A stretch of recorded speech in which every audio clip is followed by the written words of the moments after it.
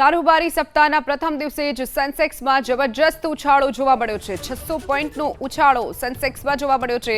Share માર્કેટમાં અઠવાડિયાના પહેલા દિવસે જ જબરજસ્ત ઉછાળો જોવા મળ્યો છે। સેન્સેક્સમાં 600 પોઈન્ટની તેજી નોંધાઈ છે। ભારતીય શેર બજારમાં 600 પોઈન્ટની તેજી સાથે શેર માર્કેટ ખુલ્યું હતું। આજે સપ્તાહના પ્રથમ દિવસે તો નિફ્ટીમાં 130 પોઈન્ટથી પણ વધુનો ઉછાળો નોંધાયો છે।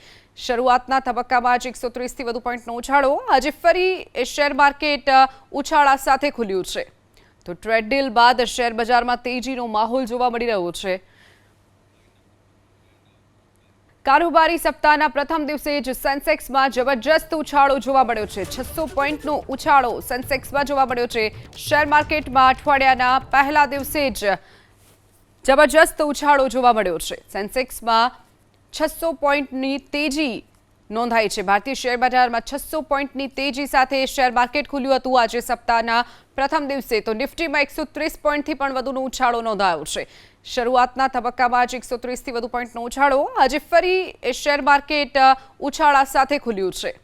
તો ટ્રેડ ડીલ બાદ શેર બજારમાં તેજીનો માહોલ જોવા મળી રહ્યો છે।